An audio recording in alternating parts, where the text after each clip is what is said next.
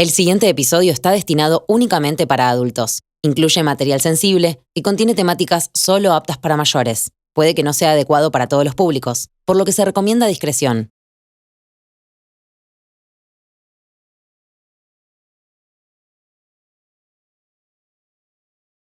Presenta Galicia.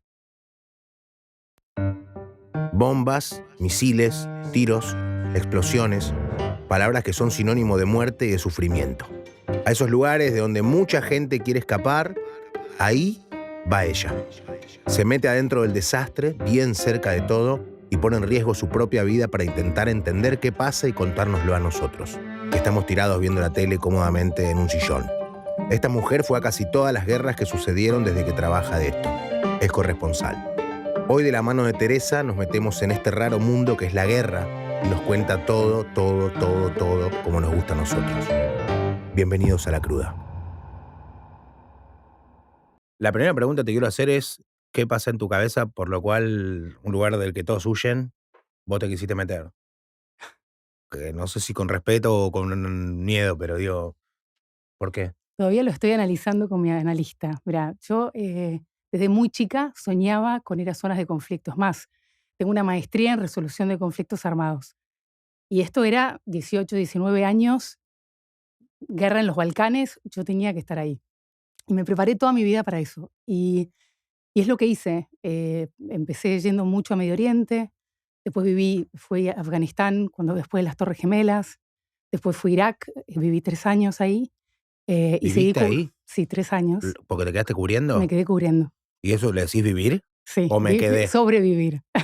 Claro, pero digo, ¿viviste? O sea, vos decís viví ahí o me quedé ahí. No, me quedé viviendo 3 años en Irak. Pero vivir me refiero a tipo armar tu casita con tus cuadritos, ¿así? No, tenía una casa, iba cambiando de lugar por razones de seguridad. Un tiempo viví en un hotel, después un tiempo viví en una casa, después nos cambiamos de hotel porque en el hotel en el que estábamos habían secuestrado gente. Entonces nos íbamos moviendo a diferentes lugares. Pero lo que sí te digo es que siempre de muy chica es lo que quise hacer. Y hoy, que soy mamá, cuarentona, me sigue pasando lo mismo. Veo que pasa algo en algún lado y quiero subirme al primer avión e ir. Vamos al principio. ¿El primero que fuiste a qué edad fue? ¿18? Empecé a viajar mucho a Medio Oriente, especialmente a Israel, a Palestina y a Gaza a los 19, 20 años. ¿Y tus viejos no te dijeron, no? Mis viejos, yo vengo de una familia de artistas que no tienen nada que ver con esto, que me miraba como si estuviera completamente loca. Pensaban que nada, yo iba a seguir por un camino familiar y fue nada que ver. Yo no sé si era la realidad familiar o qué, Claro. pero yo quería correr para el otro lado. Todavía lo sigo analizando, pero sí, me dijeron, pero siempre tuve 2 padres y especialmente una madre que me dijo: hacé lo que soñás, seguí tus sueños, prepárate para esto, no lo hagas inconscientemente porque no es una locura, es un trabajo que lo tenés que hacer de una manera responsable, porque estás denunciando cosas también, ¿no? Todo el tiempo estás cubriendo muerte, estás cubriendo dolor, estás cubriendo violación de derechos humanos. Entonces, pero me acompañó siempre. Entonces, La primera vez que fuiste a uno, ¿viste sangre? Sangre me refiero a que, a ver, lo que yo imagino está bien muy abordado desde el cine, de las cosas que me mostraron o que nos muestran, tipo, que te explote alguien al lado o realmente que te pasa una bala por acá. No, la primera vez que fui y que vi sangre fue en Afganistán, un atentado suicida contra tropas de la OTAN.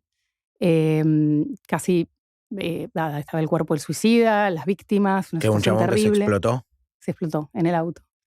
Y bueno, obviamente uno se va acostumbrando, no es como que vas armando una coraza a la que te vas acostumbrando, no solamente... Pero para vos ya estabas ahí. Sí, ya estaba ahí. Y eso sucede en el medio de civiles. Nos llega, claro, yo no estaba en el atentado, pero a mí me llaman y me dicen, atentado en tal y tal lugar, entonces salimos todos corriendo. En un lugar como Afganistán tenés que tener mucho cuidado porque cuando llegás a un lugar donde hubo un atentado, puede haber un segundo atentado, porque se acerca la policía, se acercan fuerzas de seguridad. Entonces, nada, te encontrás con estas situaciones que nada, son frecuentes eventualmente, terribles, pero frecuentes. ¿Pero no te asustó lo suficiente como para decir, che, me vuelvo para casa? No, la verdad que no. Y me gustó estar en ese momento, me gustó relatar esa historia, me gustó hablar con los familiares de las víctimas. me contó, me gustó ponerlo en contexto, que no es solamente un atentado, ¿no? Que es interesante ver qué hay atrás, ¿no? Y lo que estaba atrás era justamente lo que había venido en Afganistán después de las Torres Gemelas, que Que era cayeron la los represalia yanqui, era la represalia yanqui de lo que había pasado. buscando Bin Laden, todo ese mood. Así es, buscando a Bin Laden, pero que además estaban todas las fuerzas de la OTAN que seguían combatiendo a los talibanes. Hoy te digo, combatieron durante 20 años a los talibanes y no pudieron ganar porque los talibanes están en el poder hoy. Pero bueno, era una constante entre eso, ¿no? Los talibanes y otros grupos que operan en el país haciendo atentados suicidas. ¿Vos vas a contra fuerzas de la laburar OTAN. como? ¿Tipo Kevlar and Kelmet? Sí, No, depende tipo- del lugar, depende del lugar. Yo soy de las personas que no le gusta ponerse el Kevlar para estar delante de una cámara o para que te vean, o sea, me cuesta mucho estar con gente que está en el mismo riesgo o en una situación de riesgo como estoy yo, y yo estar toda enqueblada y ellos no. No, bueno, pero vos vas para contarlo y ellos Pero son... sí, pero a mí me cuesta, lo uso cuando tengo que ponérmelo. O sea, yo estuve en Ucrania el año pasado y en ciertas zonas hay que ponerse un Kevlar. En Afganistán, en zonas en donde hay combates, te tenés que poner un Kevlar. ¿Pero alguna vez lo usaste? Sí, muchas veces. ¿Pero alguna vez te pegó? No, nunca me zafaste? pegaron, por suerte, zafé. Porque en los varias lugares, por veces. ejemplo, esos que son... Ocurre el atentado ese, obviamente, ahí no hay un lugar de combate, obviamente es un atentado. Pero, por ejemplo, la gente que vive ahí, Sí. mientras están dentro del conflicto, ¿cómo hacen su vida? ¿De ir al súper, de ir al colegio, de que se para todo? Yo viví mucho tiempo, los 3 años que viví en Irak, aprendí a convivir con la guerra. Y te sorprendería lo natural que se vuelve todo. Así como de estar sentada en una terraza, en una casa en Bagdad y mirar al cielo y ver cómo los que eran las fuerzas de resistencia en ese momento contra la ocupación de Estados Unidos tiraban lanzagranadas hacia la zona verde que se llamaba donde estaban las tropas de Estados Unidos en ese momento. Y vos mirabas los lanzagranadas que te pasaban por arriba. Y al principio me escondía y después te acostumbras a verlo pasar y mientras pasan los chicos están jugando al fútbol al lado y se vuelve como la guerra parte de la vida, ¿no? Es como la gente va buscando sus maneras de sobrevivir, va buscando su manera de alimentarse, va buscando tratar de seguir con su vida, muchas veces de olvidarse también, ¿no? De lo terrible de lo que los rodea. A mí, más que en una guerra, me pasó eso en el terremoto de Haití, en el 2010, que hubieron 250.000 muertos en un día. Es decir, yo entré a Haití esa noche y era caminar sobre cadáveres. Eran fosas comunes con 7.000 muertos. Pero después del terremoto dijiste, ¿voy? No, llegué al día siguiente. Hubo terremoto, me subí al avión y estaba ahí Eso, perdón, ¿es algo que gestionás vos? Sí, lo gestiono yo. Tengo una productora maravillosa que se llama Lacmi Chávez. Tengo un camarógrafo maravilloso Pero que trabaja conmigo. ¿para quién lo haces? Nosotros trabajamos para Al Jazeera Inglés, Ok. que es un canal árabe, pero es el canal en inglés, que tenemos una presencia muy fuerte en América Latina, pero yo también viajo por otros lugares. Y ellos son los que... Y una línea aérea, una aerolínea con la que vas a Haití mañana, si querés, después de que pasa eso, ¿va igual? Depende, aterrizás o por general había muchos helicópteros militares que estaban aterrizando, de Estados Unidos especialmente. Nosotros en este caso volamos a República Dominicana y cruzamos la frontera y manejamos. Llegamos en la mitad de la noche con muertos por todos lados, pero nunca vi una cosa igual. Vos imaginate 250.000 muertos en un par de horas, ¿no? Todo eso fue por lo que generó Lo que se remó el terremoto. Fue terrible. Y Pero ¿cómo te morís? No, se les caían las casas abajo. Porque claro, era tal... se derrumbaban. Sí. Claro, es tal el si deterioro. en la calle la gente muerta, digo... Y ya es un país muy pobre, con índices de desarrollo muy bajos, en donde está todo mal construido, todo se cayó. Y yo me acuerdo que lo que más me impactó fue llegar a un lugar y tener bolsas de plástico con chicos todos lastimados, sin extremidades, terrible, sin nada. No había curitas, no había alcohol. Curita lo de menos. Te digo curitas como se me cruzó la curita del chiquito porque es mi lado maternal. Claro. No había mertiola, te veo 150.000 muertos en el piso. No había, pero te juro, se te pasaba por eso. No había nada, no había antibióticos, no había alcohol, no había nada con qué tratarlos. Y vos decís, está Estados Unidos a 1 hora de avión, ¿cómo puede ser que no esté llegando nada, no? Y era una situación, era desoladora y por primera vez me acuerdo... ¿Cuántos días estuviste ahí? 2 semanas más o menos. Fue la vez que más muertos viste y no era una guerra. Era impresionante, eran fosas comunes con 7.000 personas. Ir caminando por la ruta, por ejemplo, y ver bebés esparcidos, muertos. O sea, te lo cuento así de literal porque fue algo que a mí me tocó mucho. Y yo, que era de las periodistas duras que decía, nunca voy a tener hijos y mi carrera y yo voy a todos lados, volví y me quedé embarazada. Así que fue como... ¿Vos tenías pareja en ese entonces? Sí, tenía O pareja. sea, ¿y sabía dónde te iba? Sí. Que es mucho peor que el obrero que se va a laburar en un piso 12. Sabían que se metía. ¿Tenés compañeros o compañeras que no están igual de bien que vos por el laburo? Tengo gente que quedó muy afectada y que ¿Que vio le lo mismo cuesta que mucho, vos? sí, y que le cuesta recuperarse. O tengo conocidas que las secuestraron y que les tomó mucho tiempo en Irak, por ejemplo, italianas que las secuestraron y quedaron muy mal y fue terrible recuperarse. Pero sí, hay gente que le Pero cuesta por eso te salir. vuelvo a decir, tuviste mil instancias de decir, che, basta. Sí. ¿Por qué? ¿Por qué yo no y vos sí? No sé, viste que a la gente las cosas lo afectan de una manera distinta. Yo trato de conectarme con lo positivo. Siempre cuando volví de Israel en octubre el año pasado, volví con bastante PTSD, sería Post Traumatic Stress Disorder, es en inglés, estrés postraumático. PTSD. PTSD. Y me levantaba anoche así, porque estuvimos 15 días que eran bombardeos todos los días. Me quedé 2 semanas en la frontera con Gaza, y era todas las noches, había bombardeos en Gaza, que temblaba. Un día me fui a dormir a la bañadera, me acuerdo. Pero después también estaba que jamás atacaba donde estábamos nosotros, entonces también caían misiles y sonaban y todo. Y después de eso, cuando volví acá, volví como bastante afectada, no podía dormir, estaba mirando todo el tiempo lo que pasaba. Me acuerdo que mi marido me decía, cortala, no mires más nada. Y yo era, no, tengo que saber qué está pasando en este último momento. Mis hijos también, o sea, mi marido me estaba mirando por televisión y dice que mi hijo entró y dice, papá, esa es mamá, tenemos que sacarla ya de ahí, le dice. Está bien. Pobre. Bueno, nada, a lo que voy es que hoy tienen conciencia de lo que pasa, entonces es más complicado. Pero sí, hay gente que queda muy mal, que bueno, las empresas buenas también tienen una atención con psicólogos, te brindan ayuda, porque... O sea, bueno, la misma empresa que te contrata te sí, brinda asistencia sí, porque sabe que te está metiendo sí. en el barro. Y en el mundo incluso, yo trabajo para una empresa que nos da todo eso, pero en el mundo se va profesionalizando cada vez más la asistencia de todo este tipo a periodistas freelance. Es decir, vos hoy vas a Londres y tenés el club de freelance que te da no solamente entrenamiento para zonas de conflicto, te dicen qué tienes que llevar, en muchos casos te ayudan económicamente para que no vayas sin chaleco antibalas. Tienen asistencia también con psicólogos y otro tipo de cosas para gente que vuelve como con trauma.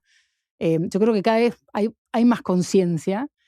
Y bueno, como todo, ¿no? Durante mucho tiempo se ignoró y era seguir adelante, seguir adelante, seguir adelante. Y hoy hay como, incluso con los soldados, ¿no? Es decir, se empezó a tomar todo mucho más en serio.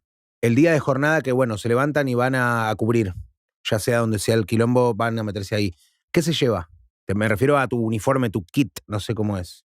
No, nos levantamos temprano, vemos, estás en el país, en el lugar a donde estás, por ahí puede ser más tranquilo o no, y decís, bueno, tenemos información de cayó un misil en tal lugar, por ejemplo, o hubo enfrentamientos en tal lado. Bueno, vamos. Entonces planeamos primeros auxilios, todo lo que tú puedas imaginar, un kit grande de primeros auxilios, teléfonos satelitales, chaleco antibalas y casco, siempre. ¿Eso te lo llevas de acá? No, es un tema en Argentina porque no podés tenerlo salvo que seas... La última Por vez eso, me o fui a sea, Israel base 6 saca un chaleco antibala, y ¿no? me lo sacaron. Me dejaron irme a Israel sin chaleco antibalas, tuve ¿Pero que sacaron conseguir. acá? Acá, no me dejaron Pero qué viajar. raro, porque ni siquiera estás entrando. No, porque en Argentina supuestamente tenés que ser en ningún país del mundo siendo periodista puedes llevar tu chaleco antibalas. Acá tenés que ser manual de legítimo usuario de materiales, bueno, sabes la burocracia. Bien.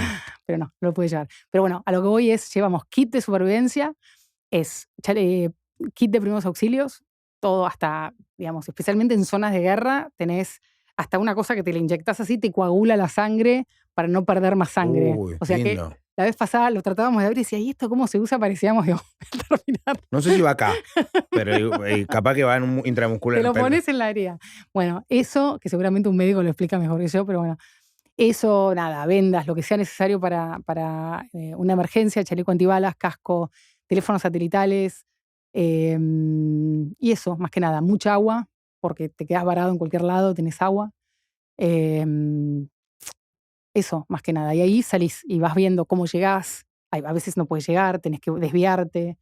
A veces tenés mapas porque el GPS no funciona tan bien. ¿Dónde viviste hostilidad fuerte incluso en tu día a día? Viste que yo sé que a veces los corresponsales suelen dormir tipo vestidos, boca arriba en una carpa y cualquier cosa. O sea, ya están listos para, bueno, con el estrés a 1000. No, bueno, en Afganistán tuve mucho de eso. En Irak, digamos, cuando fue la guerra de Estados Unidos, a mí me pasó que estábamos en Bagdad y me echaron de Bagdad. Entonces me tuve que ir 3 días antes de que empiece la guerra. ¿Quién te echó? El gobierno de Saddam Hussein. ¿Por? Por diferentes cosas. Había como un negociado de que tenías que pagar $3.000 por día para quedarte, pero después había medios que les gustaban y medios que no. Yo hablo árabe, no perfecto, pero hablo y entiendo. Les molestó que yo me comunique con gente sin ellos ser los traductores. O sea, fue una seguidilla de cosas que me invitaron a irme. ¿Quién te dice andate? El Ministerio de Comunicación. Ah, una cuestión es protocolar. Una cosa No protocolar. vienen 2 soldados y te apuran. No. Fue así, me esperaron, sí, abajo de la puerta del hotel y me dijeron que me tenía que ir del país. Cosa que para mí fue terrible porque yo estaba esperando que empiece la guerra ahí.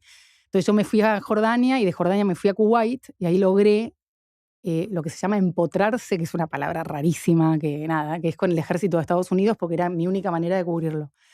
Y ahí estuve 10 días, me subí a una unidad militar del ejército de Estados Unidos y que tomaron, digamos, todo hasta Bagdad, que fueron como más o menos 10 días en el desierto, con que se llama una unidad 101 aerotransportada. Estuvo en Normandía ahora que se cumplieron 80 años. Y bueno, estuve con ellos y es una situación que yo creo que como periodista es todo un desafío porque vos estás conviviendo con gente que te puede salvar la vida, porque si los otros te atacan no saben que vos sos periodista, no saben, y ellos te van a defender. La base es que vos no deberías estar ahí, claro, ¿no? Lo que pasa. O sea, digamos, así es. Partiendo de ahí. Pero digo, la primera vez que vos ves que matan a alguien adelante tuyo, que no es lo mismo que ver un muerto, sí. Algo en tu cabeza cambió. Y no es matar a alguien, porque una cosa es matar a un combatiente y otra cosa es matar a un civil. Y cuando matan a civiles, que es algo que pasó muchísimo en las operaciones militares en Afganistán, en Irak. En Afganistán es una de las razones por las que los americanos y la OTAN en sí perdieron la guerra, es decir, por la gran cantidad de muertos civiles y de errores que se cometieron en la guerra contra los talibanes. ¿Quién decide igual? ¿Quién la gana ahí? Bueno, tomaron el poder los talibanes de vuelta. Es decir, estuviste 20 años en un país tratando de cambiar todo y no cambiaste nada y perdiste y te tuviste que ir. Y las mujeres otra vez más están oprimidas, sin poder salir, veladas, con burka. Les tiran ácido en la cara si tratan de ir a un colegio, ¿no? Un nene que nace ahí, que es un lugar de guerra. Sí. Y pregunta, ¿cuándo termina esto? ¿Cuándo termina? Depende ¿Cuándo pase de qué? dónde. En Afganistán no termina. Por ejemplo. En Afganistán no termina. Viven en guerra desde hace muchísimos años. Distintos países han entrado a querer controlarlo, desde la Unión Soviética en su momento, Estados Unidos después, antes los ingleses, y siempre siguió igual. Y lo triste es que son estas ¿Pero imágenes. para qué se meten? Porque es una zona estratégica, porque es Asia Central, porque tiene gas, porque todos se han ido metiendo. En el caso de Estados Unidos fue supuestamente Osama Bin Laden y los muyahedines que estaban ahí, que eran Al-Qaeda, y luchar contra el terrorismo. Pero todos fueron teniendo sus excusas en su momento y la verdad que siempre se fracasó, ¿no? Nos fuimos de tu vida para historia y siempre desde la ignorancia, claro, yo no sé nada. No te gusta nada. No, por eso está abordado desde un pibe que por ahí veía de refilón algo que obviamente no se quedaba viéndolo porque era fuerte. Pero otra pregunta que también es de niño curioso, pero cuando un país quiere llegar al final y terminar de ganar la guerra y sabes que tienen 35 bombas nucleares, ¿por qué no la tiran? No, yo creo que se llega a un momento especialmente en donde hay una especie de ver qué es lo que hace Estados Unidos. Tiró 2 bombas atómicas para terminar con Japón.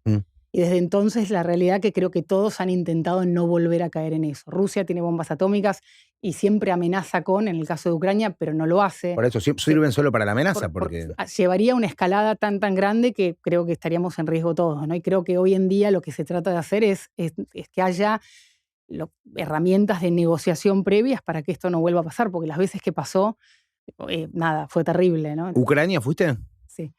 Cuando llegás ahí, digamos, encarás, bajás del avión. No, pero lo que me pregunto es tipo, a ver, me imagino un viaje de que llego a un aeropuerto, voy al hotel, vos vas a la guerra y tenés un lugar donde llegás a una ciudad tranquila y después vas al quilombo, o llegás al quilombo, abrís la puerta del avión y llegás al quilombo. Bueno, muchas veces llegás al quilombo en algunos lugares. En Ucrania no, porque el aeropuerto lo sacaron desde que tiraron abajo un avión, no sé si te acordás, que iba un vuelo de Malaysian Airlines, que lo tiraron por un cohete. Están cerrados los aeropuertos. Entonces tenés que ir a Polonia, te subís a un tren o vas en auto y vas hasta Kiev todo por tierra. Y por lo general en Ucrania pasás por zonas que son más tranquilas y más el quilombo está más en las zonas que son fronterizas con Rusia. Entonces, antes en Kiev sí había más lío, ahora está un poco más tranquilo. pero depende de lugares. Hay zonas que de repente llegás y vas a Kiev y decís, ¿cómo puede ser? Están los bares abiertos. Hay soldados buscando plata, tocando para recaudar más fondos para la lucha. Hay chicas divinas caminando por Kiev y de repente haces 300 kilómetros y cambió todo. Y te encontrás con un bailarín del Bolshoi. No, del Bolshoi no, cualquiera te tiré. Un bailarín de la ópera de Kiev, atrincherado en una trinchera con armas defendiendo su país. Y cuando le preguntás, le decís... Ciudadanos que están... Sí, eso me acuerdo que veíamos. El tipo de recontra armado hasta los dientes. Y vos decís, ¿qué haces acá tanto tiempo después? Y te dice, yo sigo luchando, esta es nuestra guerra de independencia, ¿no? Y vos decís, pero... En esos lugares muchas veces te tirás a donde podés, buscás un hotel. A veces la prensa solemos juntarnos en los mismos lugares. Sabemos que hay periodistas en tal hotel y todos caemos en el mismo. Y el corresponsal, no digo, a ver, el que gana, poner una competencia, pero cuanto más adentro, mejor el laburo. Y sí, por lo general sí. Y también cada uno está dispuesto no somos todos iguales, ¿no? Es decir, yo cuando empecé a trabajar, no, en Irak, por ejemplo, no es cuando empecé a trabajar, pero era más chica, me ponía mi velo y me iba a un lugar y hablaba y llegaba a cualquier lado sola y no me importaba. Hoy hay ciertas cosas que no las haría. Es decir, creo que hay límites en donde o te la estás jugando demasiado o no, ¿no? Uno trata de hacer una evaluación, especialmente cuando estás con un equipo y decís, bueno, a ver, ¿quién se siente seguro de llegar hasta acá? ¿Quién no? Vamos acá, tenemos una estrategia. Yo además, por suerte, laburo en una empresa en donde nos cuidan mucho y no es al voleo, ¿no? Llegamos a un lugar... hablamos con gente de seguridad que nos dio un panorama de cuáles son las zonas más complicadas, armamos una estrategia, hay que llevar acá, ¿qué tenemos que llevar? Tenemos satelitales, tenemos esto, tenemos primeros auxilios, tenemos, bueno, obvio, chalecos. Pues suele haber casos de corresponsales o de periodistas que más mujeres en lugares así que las secuestran, abuso, sí. Están metidas en los soldados mismos. ¿Nunca te pasó? ¿Nunca? No, a mí lo que más me pasó de como así de temas, digamos, que yo la pasé mal por mi condición, fue en Pakistán antes de la guerra, en donde me tocaban, iba a una manifestación y me tocaban, me apretaban el culo, esto, lo otro. ¿Los militares o los civiles? No, los civiles. Otra vez me tiraron contra una pared y me tocaron toda y no sé qué, y me sacaron unos amigos míos. O sea, situaciones así como de hacerte sentir vulnerable, ¿no? Eso también es como un arma, ¿no? Mujer. También. Como mujer, sí. ¿Pero también lo hacen con las mujeres de ahí o vos porque eras una conmigo porque somos extranjeras y... En algún momento de mientras estás ahí cubriendo adentro de la guerra y demás, ¿tenés tiempo para divertirte? ¿O charlar o tomar un vino? ¿Ir a comer? ¿Eso existe o es polvo? No, y pasa. La verdad que yo creo que al final del día es juntarse, que especialmente con tu equipo, con la gente que estás laburando, haces una especie de terapia de grupo. ¿Qué pasó hoy? ¿Qué hicimos hoy? ¿Qué hicimos bien? ¿Qué hicimos mal? ¿En qué la cagamos? Me pasó con el equipo con la que trabajo siempre acá, que es súper productora y amiga además, que estábamos en Haití y terminábamos el año pasado y llegamos a un lugar caminando y de repente era Mogadiscio, era una situación de balaceras, de tensión, de que cuando sentís que la gente se está peleando, que hay armas por todos lados. Todos estábamos sin chaleco antibalas, sin casco. Nos miramos todos y dijimos, ¡qué boludos! O sea, ¿cómo no tengo puesto esto? Con experiencia, con todo, ¿no? Y la verdad que todos nos quedamos como pensando todo el resto del día, diciendo, ¿cómo nos pasó esto? Decimos, ¿cómo terminamos en un lugar que podría haber sido una catástrofe sin nada, ¿no? Y bueno, a veces uno incluso con experiencia te puedes equivocar. Y bueno, yo creo que al final del día eso, llegás, tratamos de conseguir algo que tomar, bajar 100 cambios y tratar de evaluar un poco lo que pasó. Cuando, por ejemplo, se sabe o se ve en el noticiero que dice tiraron unos misiles de tal lugar a tal lugar, a las 3 de la mañana estarían llegando. Sí. ¿Por qué avisan que tiraron misiles si supuestamente la idea es depende de quién. Hacerles daño? No, depende de quién. Por ejemplo, los que anunciaron esto, lo último, ¿te acordás que fue Irán que tiraron unos drones hacia Israel y que se iban filmando los drones exacto. que van volando? Yo creo que fue más una cosa como de relaciones públicas, de ustedes nos mataron a alguien en el lugar, en el consulado en Damasco, bueno, nosotros les vamos a anunciar que van a ir y van a llegar a tal hora. En realidad, creo que la intención principal no era matar a nadie o matar mucha gente, o sea, era algo medio de medir fuerzas más que otra cosa. Pero, por ejemplo, Rusia cuando ataca no avisa.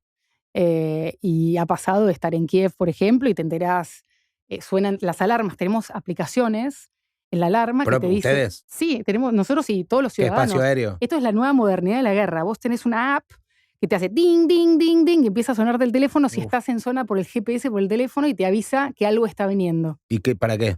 Para que te escondas, para que vayas a un Sí, refugio. bueno, pero una familia que vive en un departamento, piso 3, Sí, pero bueno, bajan corriendo y se meten en el refugio. Eso hay mucho en Israel y hay mucho en Ucrania también. ¿Se construyen los edificios ya con eso en esas zonas? Bueno, hay zonas que tienen, o si no, establecen lugares seguros. Por ejemplo, el subte en Kiev es una zona en donde todo el mundo se esconde cuando se sabe que está viniendo algo que no se sabe bien dónde va a pegar. Pero igual están construyendo ya en lugares de guerra. Cuando no me decís va a ser toda la vida así. No, yo creo que hoy no están construyendo, hoy están tratando de sobrevivir, pero sí por se qué no han, se va se la han gente de ahí? preparado. Primero que nada, que irse de un país. A ver, Ucrania sí, porque están en Europa, pero Obvio. irte de esos países, ¿A dónde te vas? nadie te va a tratar. ¿Dónde te dejan entrar? Te vas a terminar tirando al mar para obvio. tratar de llegar a algún país en donde no te maten, que es algo que lo estamos viendo mucho últimamente. Entonces, nada, por lo general terminan como migrantes porque por lo general muchos de los países en guerra están en esa situación. Pero en el caso de Ucrania, muchas mujeres se fueron, los hombres no podían irse, se tenían que quedar a combatir. ¿Los obligan? Sí, no te puedes ir del país. ¿Me estás jodiendo? Cuando yo entré a Ucrania el año pasado, la persona que me iba a buscar a la frontera me dejó colgada porque no pudo llegar porque tuvo un problema en otro lado, entonces hice dedo y me subí a una combi que eran todas mujeres con hijas y todas volvían a visitar a sus parejas o A los hijos padres. o padres que no pudieron ir porque la gente joven en edad de pelear no la dejaban salir del país. ¿Cuál es la edad de pelear? No sé ahora exactamente, pero es nada, son 18 años a algo. ¿Obligatoriamente? Sí, no te puedes ir, tenés que defender a tu país. Pero el eso es lo gobierno que que te va y dicen. te da armas, balas y... Te entrenan, sí, te entrenan, te preparan. Bueno, Ese- van al servicio militar. Bueno, sí, pero no es, digamos, te tenés que quedar a pelear, digamos, no es voluntario, No o es un- sea, irte o lo que sea, digamos, no. Sí, es como que suena fuerte porque cada uno debería quedarse a pelear si quiere, pero en No, este porque me dijiste caso un no. bailarín que está con una trinchera pero con Sí, pero también hay muchos que están convencidos que lo tienen que hacer, ¿eh? de patriota nomás. Sí, pero hay otros que no. ¿Cuál fue la situación más cercana a la muerte que tuviste que se te frunció el...? Cercana a la muerte, para mí cercana a la muerte si Son te dieron todas. un balazo, claro. O sea, para mí ya es el extremo, ¿no? Entonces suelo no considerarlo. Y es increíble lo que uno normaliza ciertas situaciones. Es como que uno, nada, tirotearon en algún lado. Bueno, me cuesta hablar de eso porque no. La verdad que estuve en bombardeos, en tiroteos, en enfrentamientos. Nunca sentí que me iba a morir. ¿Disparaste una vez? Kalashnikov en Afganistán, pero porque me decían unos que estaban ahí, a que no te animás a tirar, a que no te animás a ¿Pero tirar. quiénes tiré. eran? No, eran los policías afganos, que los estaban entrenando el ejército de Estados Unidos para después ser parte de lo que iba a ser la Policía Nacional. Era una K-47 y me decían, tirás. ¿Era una Tiré, K-47? sí. Uf. ¿Te gustó? No me gustó. Igual lo que te das cuenta es por qué la pueden usar niños, porque no te tira para atrás, no te hace pega nada, el- no te pega, es como tirar así, muy fácil. ¿Vos cuánto hace que estás en pareja? ¿Desde que empezaste con esto ya estabas en pareja? Sí, hace bastante, hace mucho. Pero, por ejemplo, yo te puedo preguntar si tuviste algún romance en alguna guerra No o tuve. ya estabas en pareja. Tengo una pareja y tengo una pareja que es muy como yo, entonces me acompaña mucho. Y siempre, por ejemplo, yo Claro, estaba sí, en no, a Afganistán. alguien normal no vas a conseguir. No, entonces estaba en Afganistán y tuve que hacer una rotación en Afganistán un mes y se subió a un avión y se vino a quedar conmigo porque hacían 20 grados bajo cero y me acompaña mucho. Entonces, nada, no tuve necesidad. ¿Dejarías que tus hijos hagan esto si quisiesen? Yo trato de transmitirle a mis hijos, tengo una hija de 12 y un hijo de 8. Ya entienden perfecto. Ya entienden perfecto y se me está empezando a complicar bastante, te digo. Y es Miran que sí. televisión y se asustan, me dicen que no me vaya. Antes era más fácil. Lo que yo trato de transmitirles es que lo que hagan en la vida lo traten de hacer con pasión. Yo soy una apasionada de esto. No me veo haciendo otra cosa. ¿Pero qué es lo que te apasiona? ¿El quilombo, la muerte? ¿Qué? No, me apasiona el estar ahí, el ser testigo de algo, el tener la capacidad de denunciar horrores que no pasen desapercibidos, que el tratar de generar comprensión de los dos lados, no solo de uno, que creo que es algo que falta muchísimo en los medios de comunicación hoy. Es como que se elige un lado y el otro no existe más, ¿no? Y me parece importante tratar de contar los dos lados. En los dos lados hay víctimas, en los dos lados hay hermanos, hay padres, hay madres. Entonces siempre trato de ser muy empática con los dos. Pese a que haya un malo o pese a... me parece que siempre también hay mucha gente inocente que sufre en Sí, estas obvio. cosas. Ese es el único el problema y principal. ese es mi objetivo, ¿no? Es un poco echar luz en eso, ¿no? ¿Pudiste ayudar a alguien estando en esas situaciones? Sí, muchas veces me pasó, por ejemplo, y es muy frustrante también, porque uno no está ahí para ayudar, pero Obvio. te pasa de cuando fue la invasión de Estados Unidos a Irak. Me acuerdo que ya cuando llegamos a Bagdad, que estaba por caer Saddam Hussein, empezó de repente, es como que el gobierno desapareció y empezaron saqueos, pero saqueos muy violentos, con gente armada, tiroteos por todos lados. Y me acuerdo de ver un grupo de chiquititos de 7, 8 años que van descalzos y rompen un vidrio de una casa y salen y arrancan los enchufes de luz y salen como con el logro, habiéndose robado el coso de luz. Y de repente le miro la pierna y tiene toda la pierna abierta, pero abierta porque rompió el vidrio con un pie, ¿no? Imagínate, para robarse un enchufe de luz, o sea, la situación de caos, pero era un tajo grosso, así como... Entonces voy corriendo, yo tenía una camisa atada en la cintura, agarro así y le pongo acá y le empiezo a gritar a los soldados americanos y le digo, ¿qué te están haciendo? ¿Por qué dejan que pase esto? No están haciendo nada. Y él me dice, ¿qué querés, que les empecemos a disparar a todos? Me acuerdo que esas respuestas que te quedan en la cabeza en ese momento de caos, en donde no, obvio que no tenés que disparar a todos, esto no tendría que haber pasado, ¿no?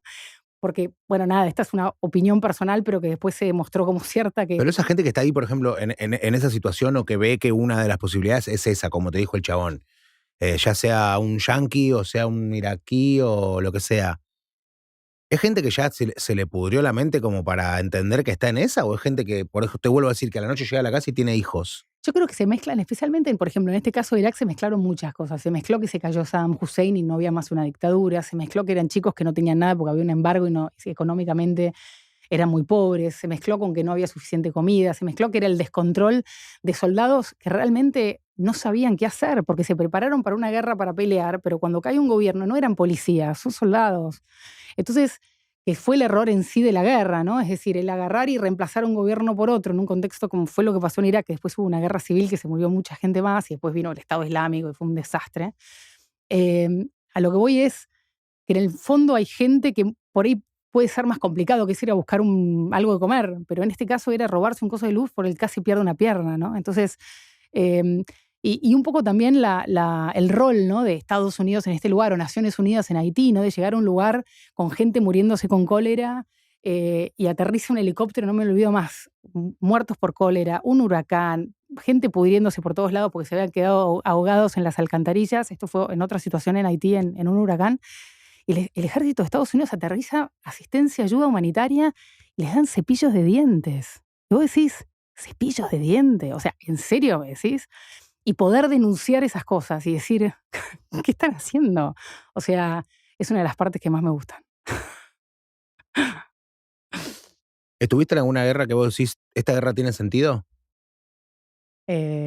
No. Me pasa que siempre, yo soy como, estudié eso, resolución de conflictos, siempre trato de buscar que la gente se entienda, es como que sigo tratando de que todos los bandos se entiendan. Y cuando lo mirás de afuera decís, ¿cómo puede ser tan difícil ponerse de acuerdo? ¿Cómo puede ser que no se pueda haber hablado? ¿Cómo puede ser que, qué sé yo, me pasa ahora con Gaza? ¿Cómo puede ser que todos eviten una negociación? O sea, en el fondo, a ver, arreglemos cómo se termina esto, está bien, jamás no va a ser más gobierno, ya mataste a suficiente cantidad de gente, ¿qué se hace con los líderes? Devuelvan a los secuestrados y ya, ¿no?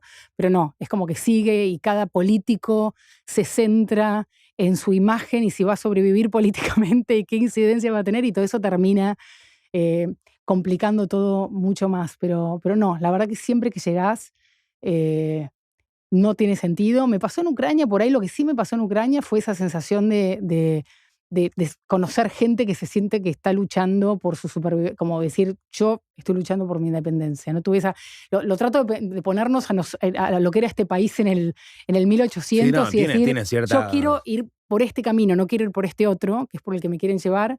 Y nada, eso me chocó bastante, ¿no? De ver a gente tan convencida. No, también esa gente también está como medio de tu estilo, de que en vez de escaparse se pone en primera línea de fuego, Sí, digamos, siendo civiles, sí. que por ahí es un electricista el chabón. No, y también lo que va pasando también es que tanto tiempo después se van quedando sin combatientes, se van quedando sin voluntarios, porque es una guerra que va a seguir por mucho tiempo más. Se están quedando sin armas, se van quedando sin gente, o sea, son muchos los muertos, son muchos los que están, ahí no me sale la palabra en español, Mutilados. con mutilados, o sea, entonces se va complicando cada vez más. Pero Es triste. Es como que de repente, viste que hay mucha gente que le gusta poner el rol del corresponsal de guerra como, ay, somos todos tan valientes y nos jugamos la vida. Y yo soy más, me gusta ser corresponsal de paz, siempre digo, viste, como irónicamente. Sí, pero bueno, por eso, ¿cuánto puede ser tu granito de arena estando ahí, en medio de un quilombo así donde matan pibes? Y es difícil, y el granito de arena también, ¿no? Cómo medimos lo que logra el periodismo, cómo medimos lo que podemos conseguir contando ciertas historias o humanizando a las víctimas. Bueno, nada, uno cree en ese rol, ¿no?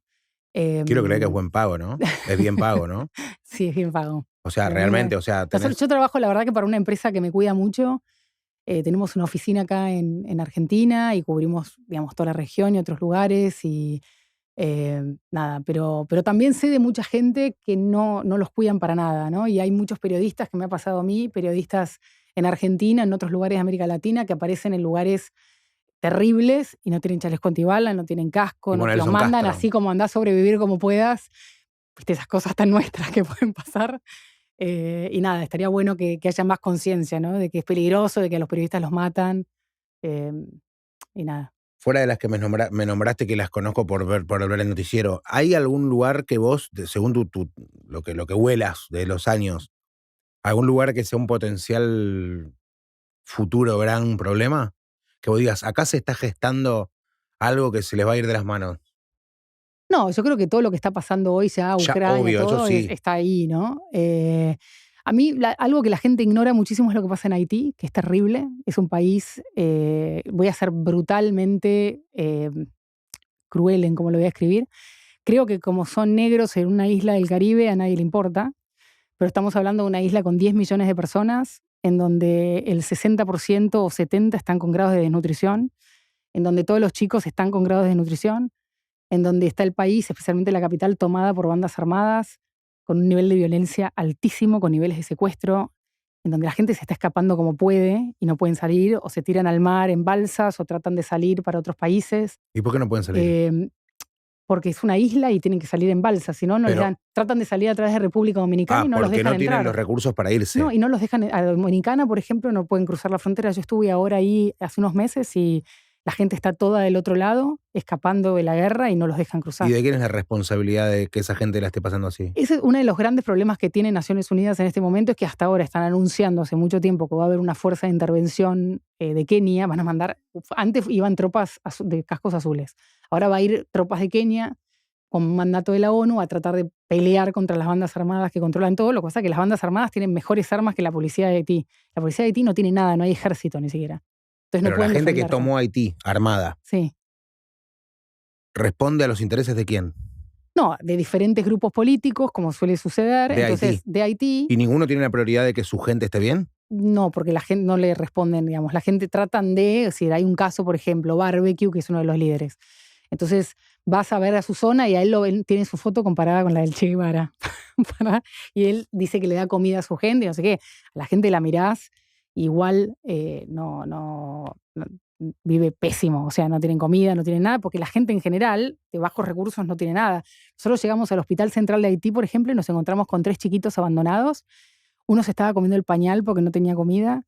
Otra estaba en una silla de ruedas. Los habían tirado ahí. El hospital está colapsado. No hay gente, pero no hay médicos. Digamos, el Estado no está funcionando. Entonces, me preguntás un foco enorme, no solamente en el mundo, en nuestra región, que se ignora completamente, es Haití. Y creo que es un tema racial. Está sucediendo ahora. Ahora, y hay enfrentamientos todos los días en Puerto Príncipe. La policía no da abasto. Tomaron el aeropuerto. Una de las razones que yo no fui hasta ahora es porque no podíamos aterrizar porque el aeropuerto estaba tomado por bandas armadas. ¿Quién y para qué? No, hay grupos, que son pandillas. O sea, tenés una pandilla que se llama Mabuoso 400, otra pandilla que son todos chicos de 12, 13, 14 armados. Muchos están drogas, borrachos, con los líderes que los manejan, los usan para cosas políticas, para temas de poder, para narcotráfico, entre otras cosas. Y controlan todo. No puedes moverte sin encontrarte con un checkpoint, con chicos armados que responden a estas fantasías. Pero está sucediendo ahí como todo. Un comercio, pero me refiero, está sucediendo un comercio y un negocio y hay guita y hay gente con plata por ese poder, la gente mientras otro no come. Sí, la gente se va. Haití es un tema muy complejo porque hay como 7, 8 familias muy poderosas que controlan todo. Los que trataron de cambiar el status quo y mejorarle un poquito la vida a la gente no duraron en el poder y lo sacaron con un golpe de Estado.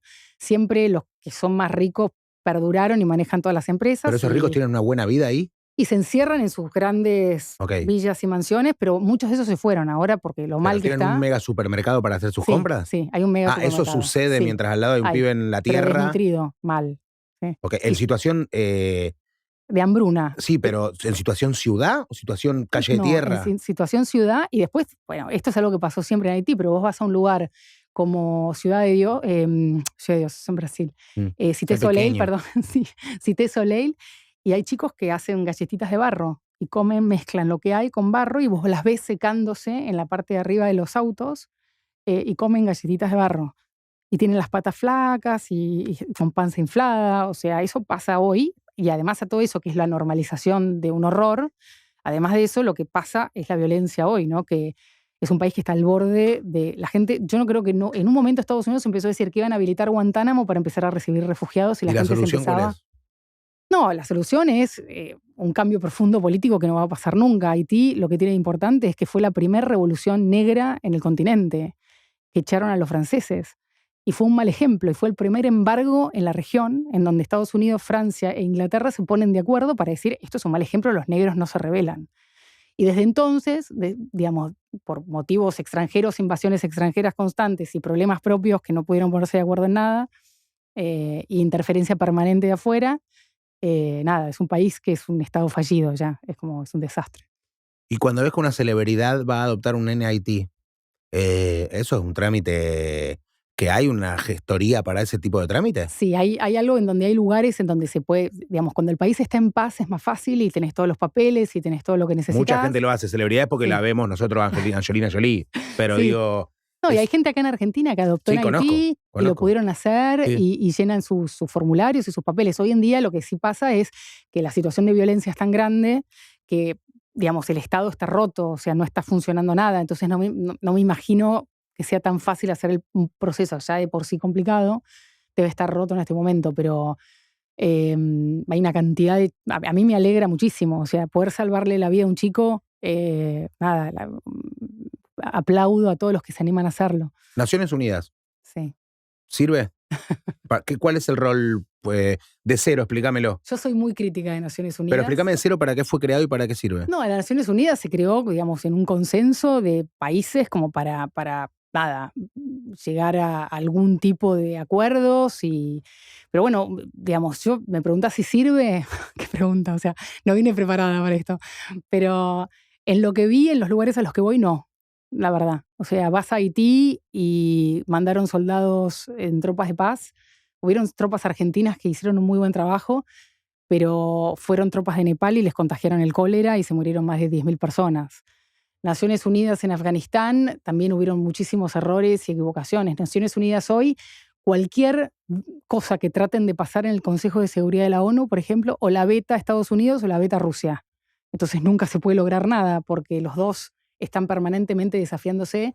Y es más, una de las cosas que quiere hacer Brasil en este momento es ampliar el Consejo de Seguridad de la ONU a ver si se puede romper con eso, porque en el fondo no se logra un alto el fuego en Ucrania, no se logra un alto el fuego en Gaza, y nadie nunca logra nada, ¿no? Entonces creo que es un momento en donde muchos están replanteando el rol de Naciones Unidas. Es una buena pregunta, pero es para pensarla. Pero yo soy muy crítica, he sido muy crítica de cosas que hizo la ONU, pese a que también soy testigo de cosas que tratan de hacer que son positivas, ¿no? Es decir, de acuerdo, por ejemplo, a distribuir comida y cosas que si no estuvieran serían mucho peores. Y después de pasar por todos esos lugares tan riesgosos, digamos, ¿tu vida habitual no es un embole? ¿Qué sé yo? Yo, la verdad que porque soy ya una dejaste de persona hacerlo. muy... No, sigo. No, pero si ahora... no te vas a meter más en quilombos fuertes. No voy, así, nada, si tuviera que ir, por ahí tengo que ir a Haití ahora en una semana, y Haití hoy en día está tomada por pandillas armadas, y llegar al centro de la ciudad es un caos, y hay tiroteos por todos lados. Sigo yendo, lo que trato es de dosificar de la manera, digamos, veo de qué manera voy. Es decir, si voy a Haití, voy a ir a un hotel a donde nos vamos a mover, conocemos a los pandilleros que manejan ciertas zonas, vamos a encontrarnos con ellos. Obviamente que tiene un componente de peligro, siempre sigo haciendo eso, no voy a dejar nunca esto. ¿Te ceba al momento de decir, el martes me voy a Me encanta, Ucrania. me encanta. Te agarra realmente como, qué lindo. Tengo que vamos. organizarlo todo rápido, empiezo a pensar, mi cabeza se pone a 150. O sea, estás todo el tiempo esperando eso, como el soldado que espera para ir a la guerra, vos estás esperando eso. No estoy esperando eso porque la verdad que tengo mis 2 hijos y cuando estoy acá estoy muy bien con ellos y con mi marido, tengo una vida en familia, me como un asado el domingo, disfruto de dormir la siesta, nada, trato de tener una vida normal, pero de repente empiezo a olfatear y es como, nada, me encanta. Un perro, ¿no? Me encanta. Bueno, igual vos vas por la paz, pero si lográs la paz, no tenés más laburo. No tengo más laburo, pero bueno, es el bien común. Gracias. Gracias por la info. Gracias a vos.